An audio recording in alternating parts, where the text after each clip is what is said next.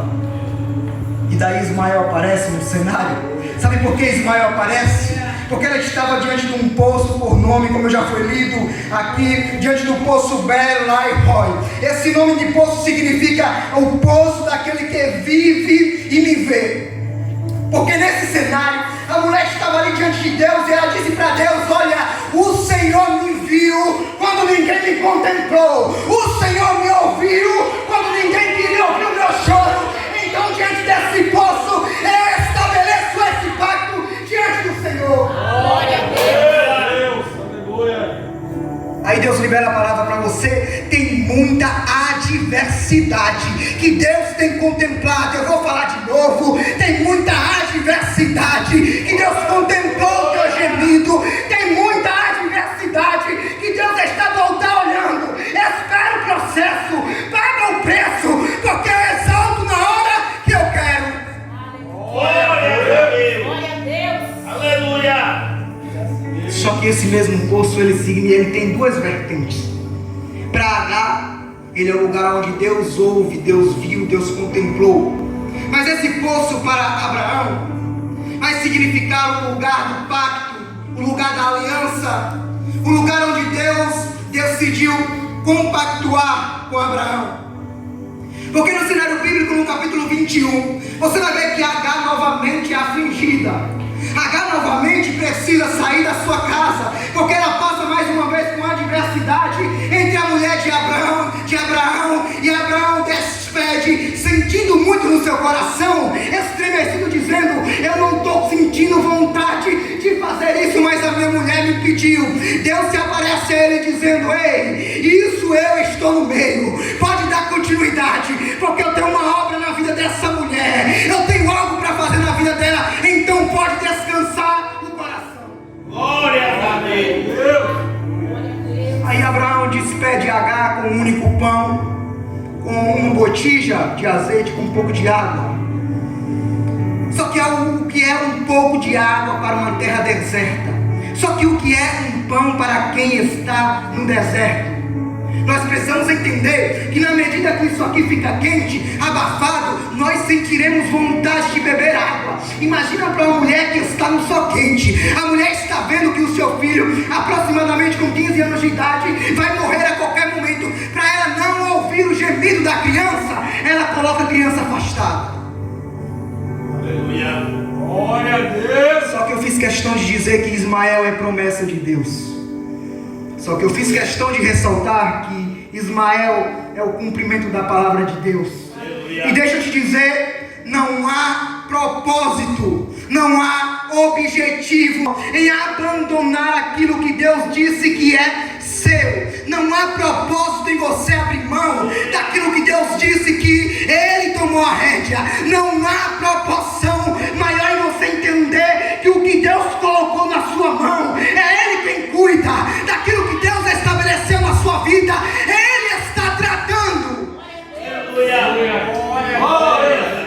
Mas na perspectiva de Agar, Ismael vai morrer. Só que Ismael não é uma aliança de Agar. Ismael é uma aliança de Deus com Agar e Abraão. Eu vou repetir: tem alianças que Deus estabeleceu, que não é porque você é bom que ela está de pé, é porque a mão dele continua estendida sobre a sua vida. Glória a Deus.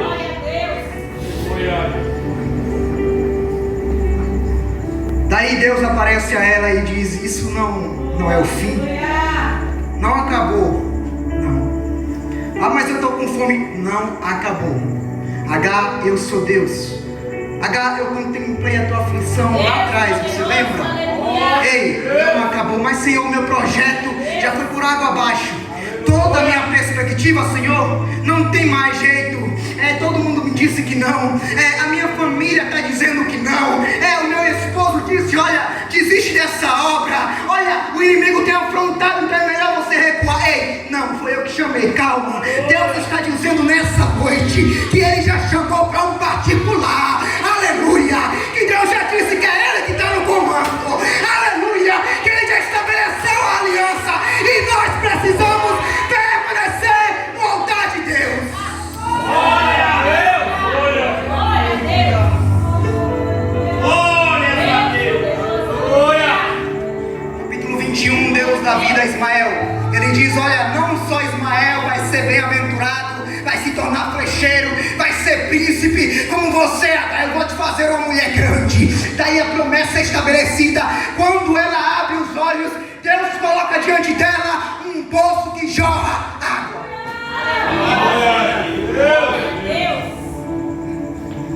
Mas aí a gente vai dar prosseguimento. Que ainda no capítulo 21, Abraão vai até Abimeleque. E Abraão e Abimeleque estabeleceram alianças, fizeram um pacto.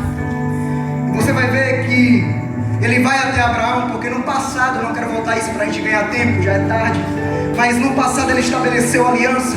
E Abraão errou quando disse que Sara era sua irmã. Ele não mentiu, mas ele omitiu a verdadeira história, que Sara era sua irmã, sim. Era um costume da época, também não quero entrar nesse detalhe, mas Sara também era sua esposa. Ele omitiu. Quando Abimeleque vem, traz alguns guardas com ele, se apresenta a Abraão. No capítulo 21, você vai perceber que Abraão chega diante dele e diz: olha o que vens. Ele diz: eu não quero que você minta para os meus filhos, Abraão. Eu quero estabelecer uma aliança, onde quando chegar o dia do reinado do meu filho, você não vai mentir, para que a mão do Senhor não pese sobre o meu reinado. Ele diz: pois bem, isso não vai mais acontecer. Isso não vai acontecer, mas tem um detalhe: eu estou chateado, porque o meu poço que eu cavei, vieram os teus servos e entulharam, vieram os teus servos e tomaram. Ele vai dizer: eu não sei, não soube dessa história, e se você vem me consultar agora, eu não posso fazer nada. Ele diz: olha, eu vou estabelecer uma aliança, eu vou te dar 7 cabritas, Abimeleque, para que você me retorne o poço. E aí esse poço fica entendido como o poço da aliança, o poço do concerto de Abraão com Abimeleque, e Deus estava presente naquele ambiente. Glória a Deus! Só que aí esse poço também ganha esse nome, e esse poço significa o poço da aliança. Aleluia! Esse poço mais tarde vai ser entulhado pelo povo de Abimeleque. Abraão sai do cenário quando ele morre. Só que Abraão saindo do cenário, ele morre, os poços são entulhados. Abraão, praticamente nesse versículo, nesse texto aqui, você vai perceber entre 4 poços que ele cava, e esses poços são entulhados pelo povo de Abimeleque. Só que Isaac chega para reinar, só que Isaac chega para continuar a obra do Senhor, em evangelizar, em povoar o mundo. Isaac precisa da continuidade. Você vai ver aí que aparecem os descendentes de Ismael, os descendentes de Isaac, mas eu quero dar evidência ao capítulo de número 26. Glória a Deus! Porque a Bíblia diz que em Canaã houve fome, e essa fome gerou o aumento dos preços. Glória a Jesus! Assim como aconteceu com Abraão. E nesse aumento de preço, Isaac precisa sair da terra.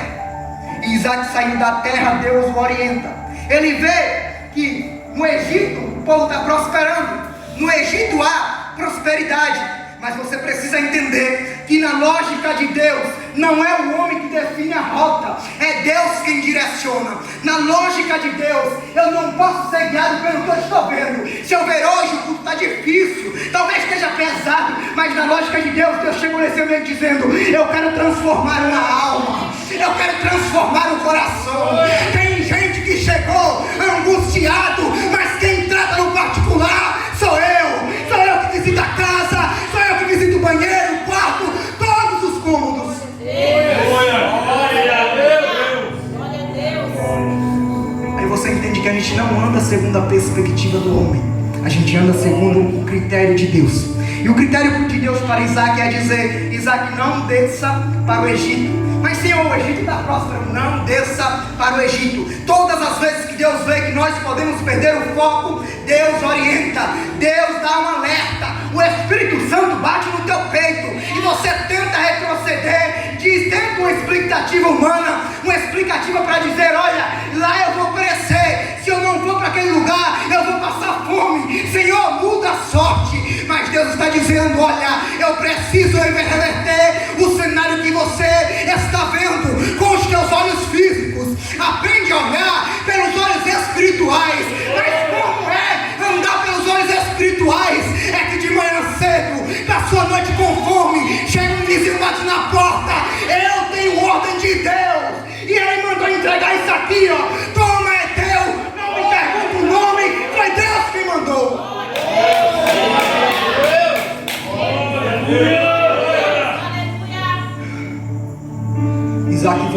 poços.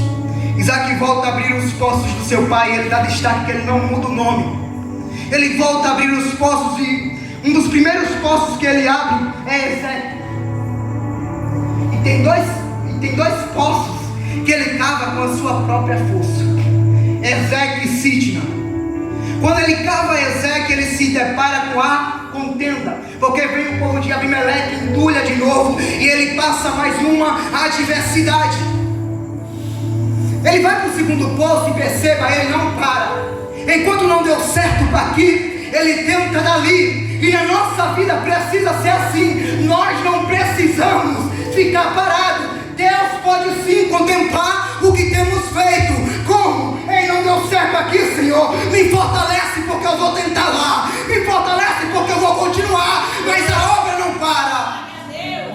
Glórias a Deus, aleluia.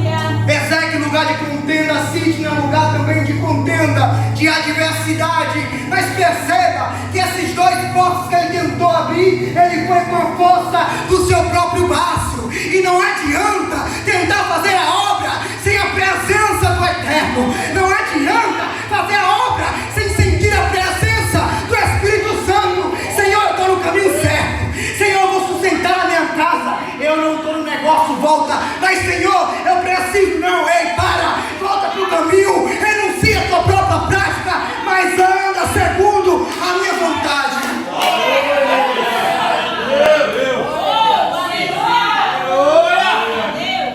Já você entende porque eu trouxe essa mensagem para um culto de evangelismo. Já você entende o que Deus quer falar nessa noite. Ele cava Sitna. Sitna também não deu certo. Mas agora ele para. E ele dá um tempo porque ele percebeu que até aqui foi o braço dele que queria abrir os poços. Não foi a vontade do Senhor.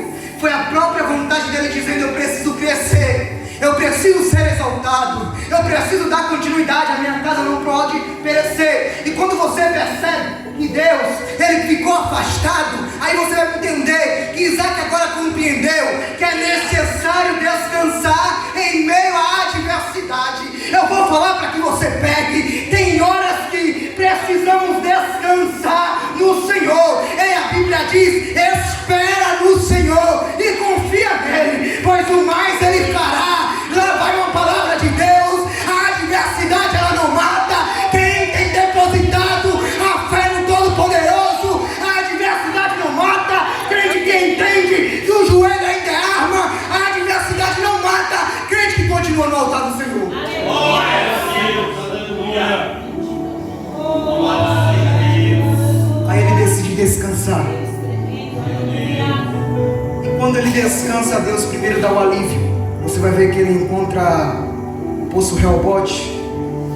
E ele decide novamente cavar. E esses poços são conhecidos por muitos pregadores e muitos pregam.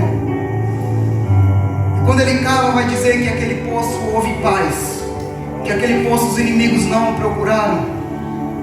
E aí ele começou a descansar. Mas ele descansou. Aliás, ele conseguiu alcançar a fonte de água quando ele descansou em Deus.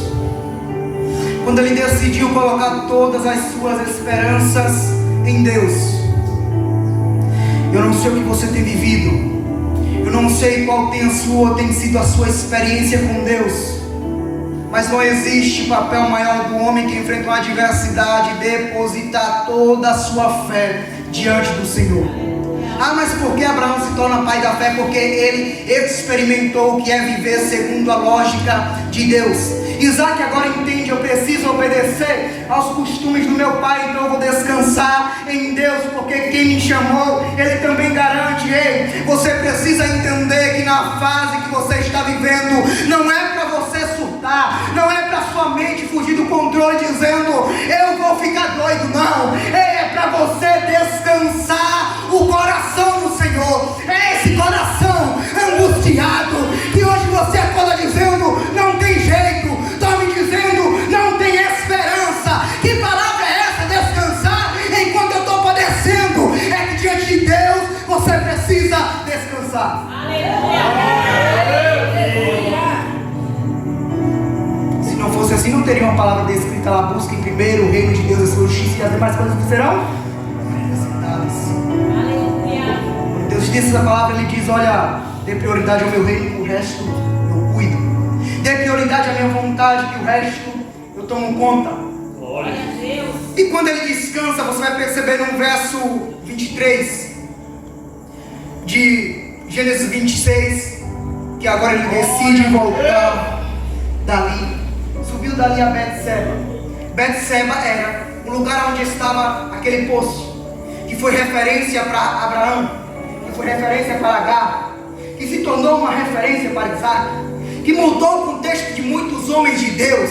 Por que Betseba? Porque era um lugar onde eles encontravam-se com a presença do Todo-Poderoso. Então imagina, ele estava diante de Reobote, ele estava bem, tinha paz, mas ele sentiu no seu coração em voltar para Betseba. E o que significa voltar para Betseba? É voltar do lugar que ele saiu. Se você vai ver, ele estava lá. Quando Agar é mencionada na Bíblia, você vai ver capítulos depois que aparece Isaac. Vamos lá para você entender o contexto desse texto. Capítulo 24, verso 62. Ora, Isaac vinha de onde se via o poço de Beer-lahai, porque habitava na terra do sul. E Isaac saíra a orar no campo à tarde, e levantou seus olhos e olhou, e eis que os camelos viam.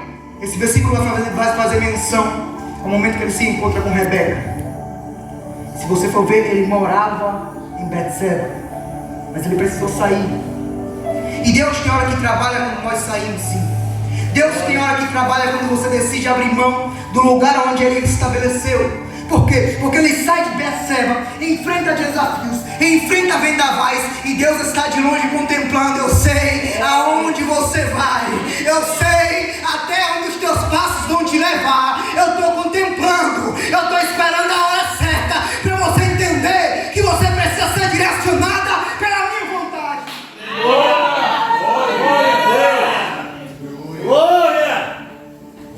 Aí Isaac volta para Betseba, mas estava abençoado, precisou voltar para Betseba. Sabe por quê? Porque Betseba é o lugar primeiro que Deus ouve. Betseba é o lugar onde Deus ouve quem está necessitado. Por quê? Porque para Isaac ele não tem necessidade de bênção, ele é bem-aventurado. Mas você vai ver que ele tem necessidade de se encontrar com o Todo-Poderoso. Por quê? Porque quando ele chega em Betseba, o primeiro ato é oferecer um sacrifício. Sacrifício lembra de oração. E então ele volta para Betseba entendendo: eu preciso me achegar mais ao Todo-Poderoso. Eu prosperei na terra, mas eu preciso voltar.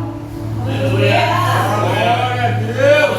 Preciso voltar no lugar onde eu falava que eu tinha paz com ele.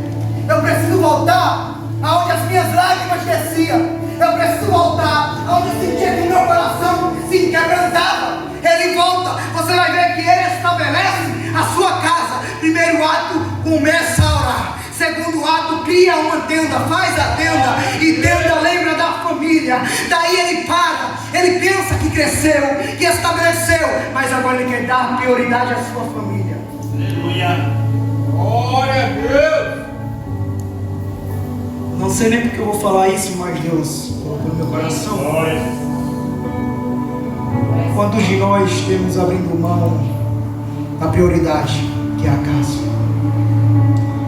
Quantos de nós temos deixado a casa de lado?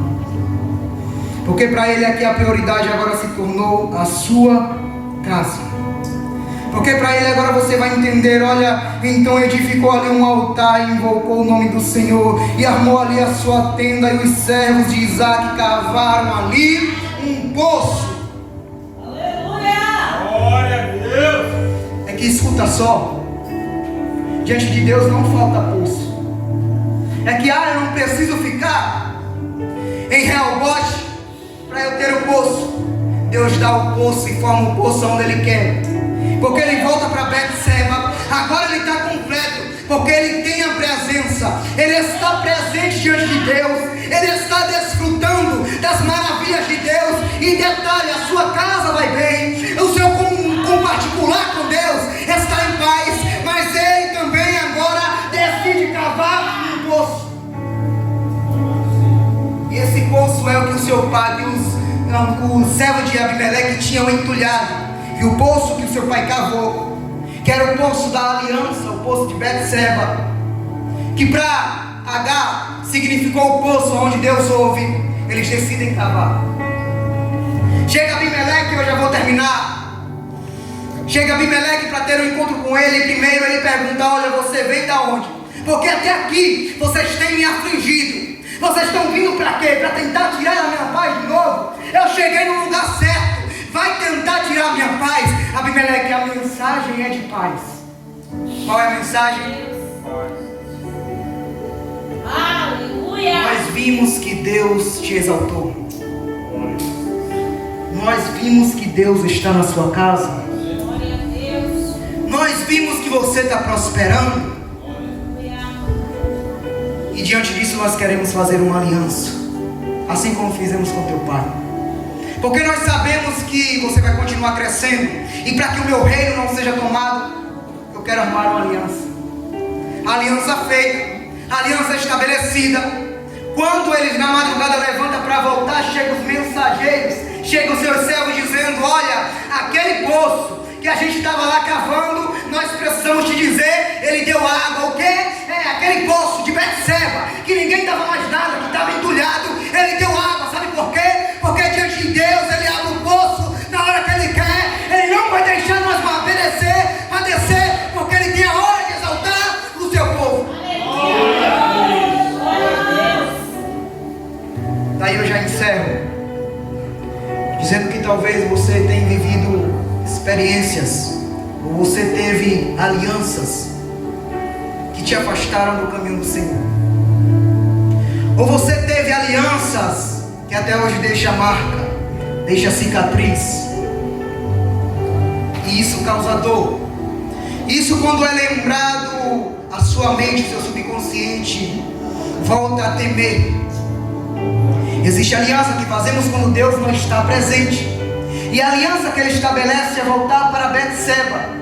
E talvez o diabo tenha afligido muita gente, dizendo: olha, você tem uma aliança comigo, você fez um pacto comigo, ei, você vai continuar padecendo, porque existe aliança com a pessoa errada. Não fazendo menção a Abimeleque, que foi uma aliança traçada por Deus, mas ele entende que não existe aliança maior do que estar diante de Deus.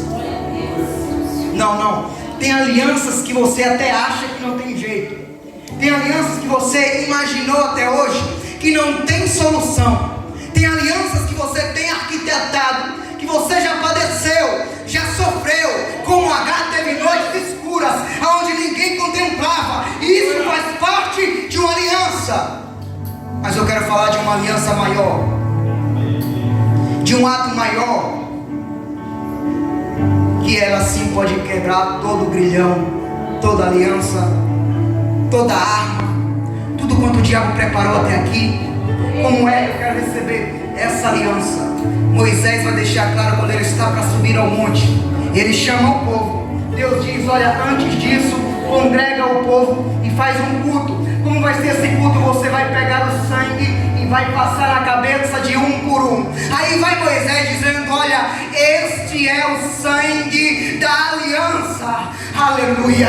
Este é o sangue da aliança. Que sangue é esse? É o sangue de Jesus Cristo, que foi emergido na cruz do Calvário. Esse sangue quebra todo ferrolho, quebra toda aliança no mundo celestial que o diabo colocou para te frustrar, para dizer que você não vai enfrentar, que você não vai conseguir. O sangue de Jesus tem poder.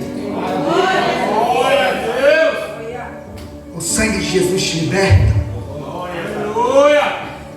O sangue de Jesus cura a tua alma. Glória a Deus. O sangue de Jesus cura o teu intelecto.